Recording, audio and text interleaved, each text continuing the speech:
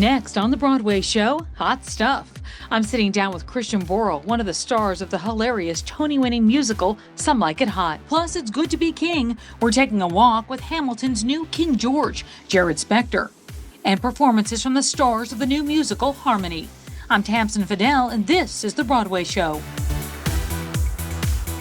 Broadway's biggest shows, Broadway's hottest tickets, they're all right here, along with Broadway's brightest stars. I'm Tamsen Fadal, and this is the Broadway show, so let's get going. Some Like It Hot was the most nominated show at this year's Tony Awards, and the winner of 4. The show set to play its final performance December 30th. I sat down with one of the stars of Some Like It Hot, Christian Borle.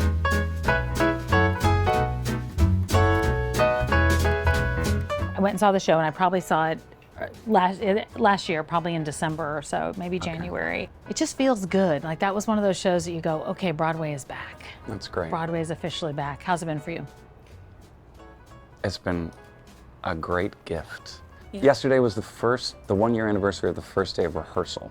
That's and amazing. It has flown by. The shutdown gave me a lot of perspective, but to be able to just work is lovely, and then for the work to be as joyful and joy-bringing as this show has been fantastic. You know, what you do, and I've seen you in so many different roles over the years, but you know, what you do is you bring joy to people, regardless of the role that you're in, but that's not always easy. I know that.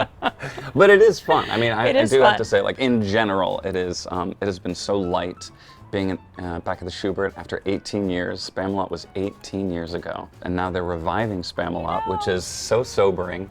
The Shubert has such incredible, like, historic energy around it anyway, so to be back there and to be doing another Casey Nicholaw show, that's where we developed our relationship too with Spamalot. Well, that's what I was going to say. You have that relationship already. What is that like to be working together again? It's amazing.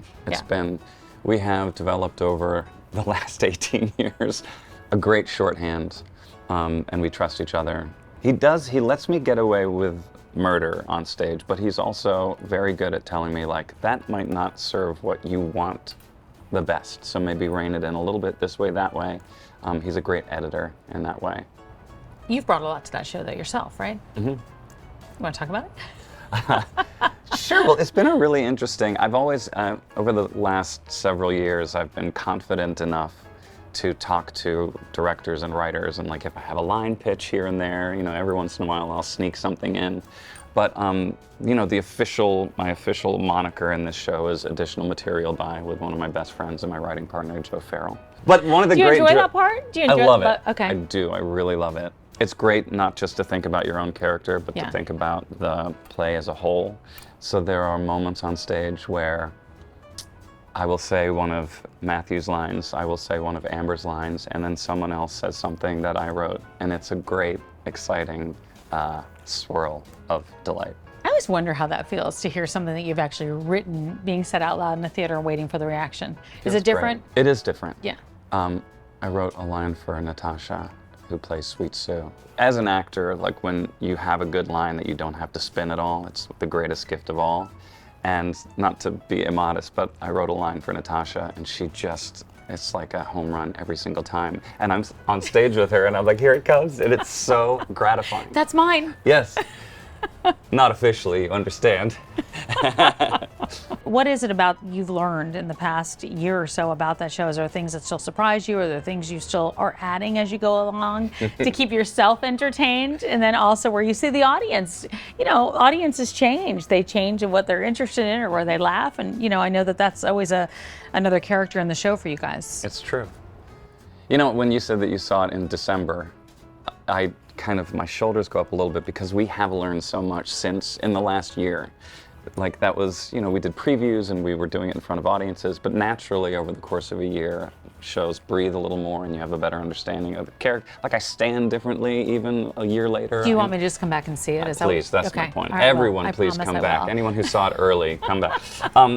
Figuring out where new laughs are is always a great joy, and the balancing act of not getting hoggish with it. You know, sure.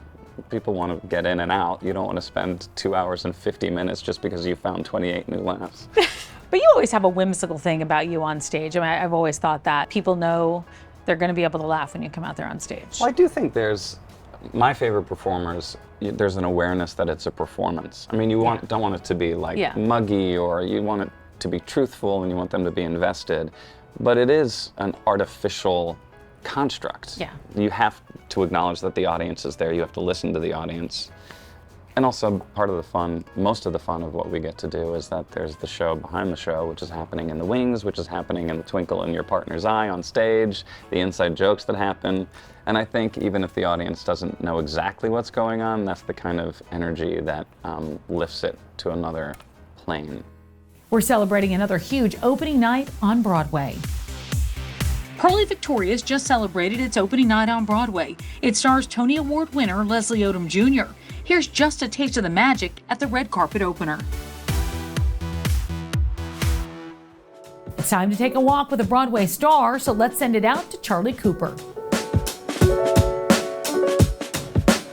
Jared, we are walking you to work. Well, listen, we're just so excited to be chatting with you about this new role as King George III in Hamilton.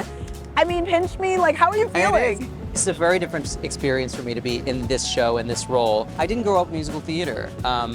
I grew up with pop and rock music and swing, and like that's all I sang, that's all I did. We didn't listen to Sondheim in my house. We didn't listen, I mean, like, you know, The Sound of Music would be on TV, but this was not a music theater household. Yeah. And so sometimes when, like, my wife just did Parade. Yeah.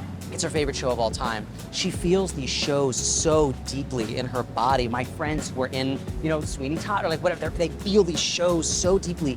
And sometimes I feel like a bit of a, like, do I belong here? Wow. But then I saw Hamilton in 2015 off Broadway with everyone else. So we all saw it at the same time. So like my obsession and ownership over the way that I feel about it is the same as everyone. Like I feel like I'm on par. I have to know though, how did you get over that imposter syndrome initially? Or are you even over it? Do you feel like you're over it? I feel like I'm over it a little bit in this show, where like I love it as much as you all do.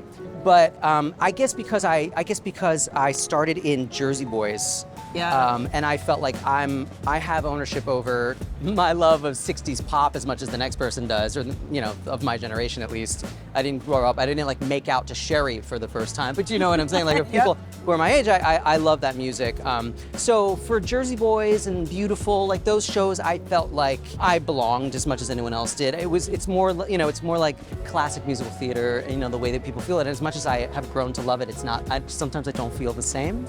Or, you know, I feel like, and I think, look, I think all of us feel like imposters in one way or another. Totally. They're like frauds that are going to be found out, like, oh, I can't do this, or I can't, you know, but, so no, I'm not sure if I have entirely, but here I do. I mean, listen, I've done 3 shows, so I do feel like, do I belong? I don't want to break this, I don't want to break this very sacred show. How are you making this King George III your own? Well, I can't, I mean, I feel like there are some sort of, you know, of all of the characters that King George actually has some fun, kind of broad choices to make. Yeah. And there are just some choices that someone like, you know, Jonathan or Andrew Rannells made that wouldn't fit the same on me, or, you know, and so they were so encouraging with wanting it to be my own. So I'm just trying to I'm still finding it, frankly. I'm still finding the version of the show and of that guy that feels most like me and that I can sort of put my stamp on. But I read the book, trying to find, you know, what's my idea of madness? What's madness look like for this guy? So it's so fun that, you know, all the different King Georges get to find their version of that journey. Yeah. Yes. So I'm still finding it every night. I love that. Jared, you're so candid. This was a joy. Break a leg, we're at work. Thank you. I know where we made it. I go here. I go to this school. Such a Love pleasure. it. Thank you, Jared. Thank you so much, Sean. Barry Manilow is a music legend, and now the new musical Harmony from Manilow and longtime collaborator Bruce Sussman is making its long-awaited Broadway debut. It tells the story of the comedian harmonists, 6 Jewish and Gentile singers who became the biggest music sensation of pre-Nazi Germany. We caught up with the stars. Harmony, we sing in harmony, like the Romans we herald say. Harmony, the thing is harmony. Bruce and Barry are absolute geniuses. We've seen them create things out of thin air right on the spot, and to be able to perform their words, their music, their songs is kind of one of the biggest honors you could have as an actor. The energy is just fantastic. To have people in the room and finally get to, have people see some of the work that we've been doing is just fantastic. I couldn't feel better, honestly.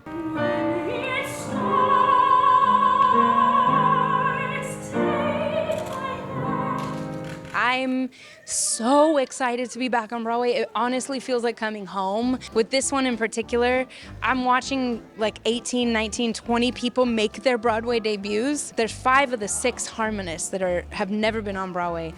And it's just really special. I feel like I'm getting to bear witness to a lot of really cool stuff in this one. This world of darkest night, where hope is hurled away. This is a completely original score, but period specific. I mean, it reflects the time period of our show, which is in the 20s or 30s, and then the guys are singing in 6-part harmony. I'm really proud of our show.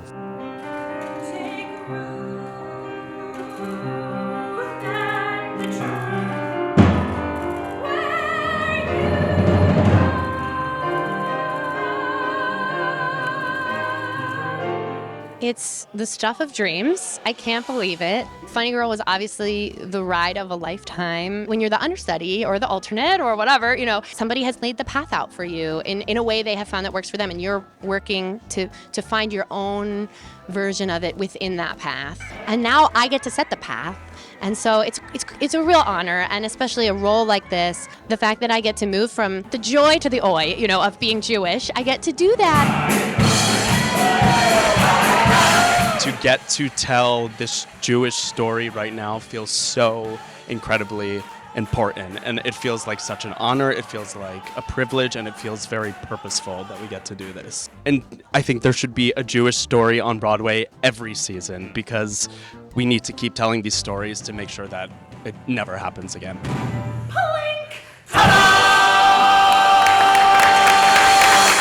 For tickets and more info, head over to Broadway.com. This is The Broadway Show. We're back in just a few. It's another must-see show and another star-studded opening night on Broadway. Grammy winner Melissa Etheridge brings her story and songs to the stage this fall with My Window on Broadway. We hit the red carpet with the stars on opening night. Thanks for sticking around. I'm Tamsin Fidel. On the Max series and Just Like That, Nicole Ari Parker plays documentarian Lisa Todd Wexley, but New York audiences can see her in a much different role on stage. Let's send it out to Paul Wontorek. Nicole, I'm so happy to see you. I'm so happy to see you. Back on the New York stage. I know. I was such a huge fan of your performance in A Streetcar Named Desire on Broadway. You were an incredible Blanche Dubois. I've been waiting for you to come back. How do you feel right now? Well, it's kicking my butt. I mean, Streetcar was 10 and a half years ago. And, but I'm ready to be maximized and use all of my everything, it's what I love so much about theater, that you're in it and you have to bring it all. It's a play about family, yes, but it's also, like the title, about finding refuge.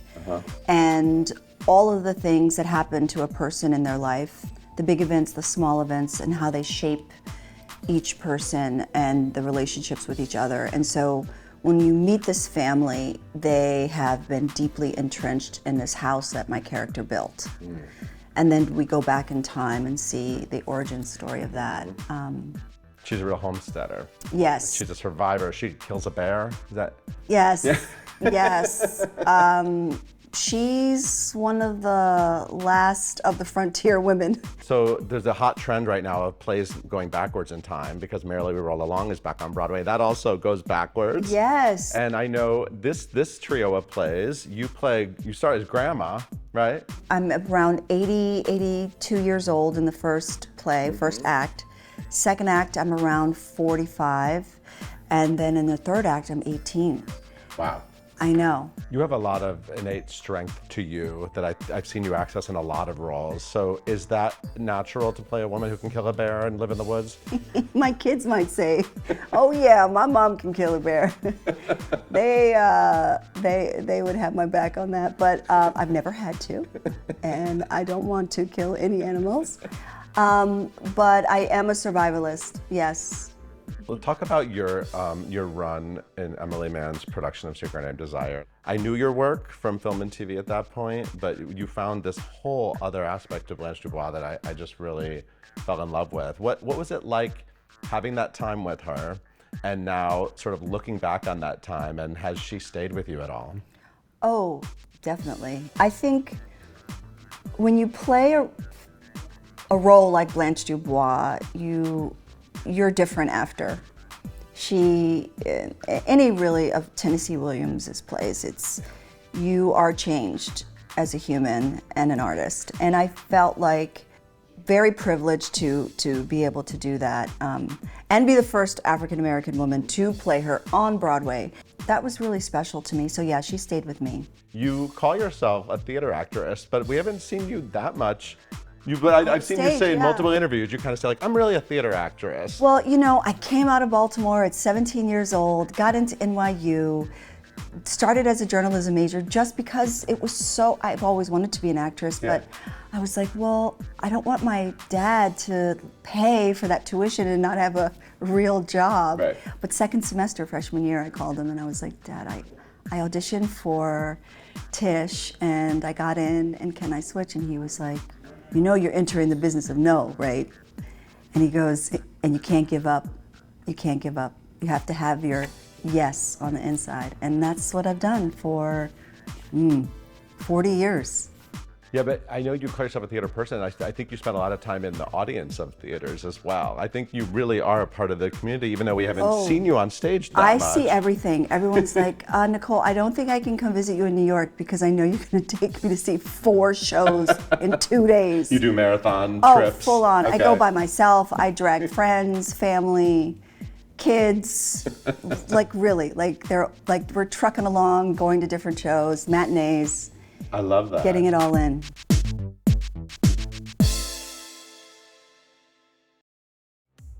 Thanks for staying with us for this latest episode of The Broadway Show. So glad you're here.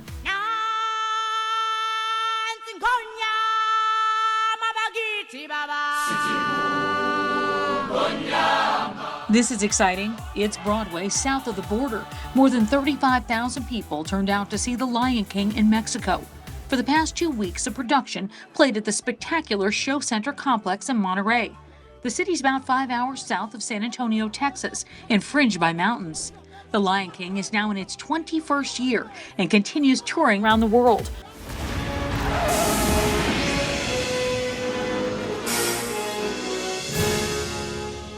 Great Scott! Great Scott, Back to the Future is now on Broadway, and Casey Likes plays Marty McFly. And he's doing a vlog for us over at Broadway.com. Here's the latest installment of the McFly Files. So here's the stage door right here. Under the back part of the marquee, we enter through here, and then keep going. There's actually a lot of space back here in comparison to most Broadway theaters. And then we enter. We're backstage. Boom. Boom. Okay. Clock tower. Well, no, actually, that's not what any of these things are, but it's okay. So this is a picture that I have on stage. It's a real picture, super detailed, and nobody ever gets to see it. And then that's me. That's super detailed as well. My actual driver's license. Marty McFly. 5'4". Yeah, I'm way bigger than that. And an eclectic bunch of things going on back here. We have a dinner table. We have a Twin Pines Mall sign. A camera from the Twin Pines Mall. Lockers. And yeah, a lot going on. So this is a monitor we have backstage. We get to just kind of see what's going on with the show. We have a conductor cam. No conductor sitting there right now. If you look out here, we're actually getting ready for the second show. And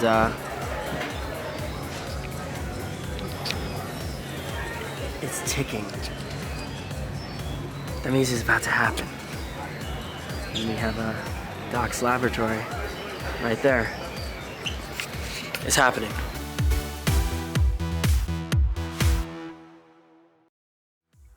That's all for now. I'll see you next time. I'm Tamsin Fidel, and this is The Broadway Show.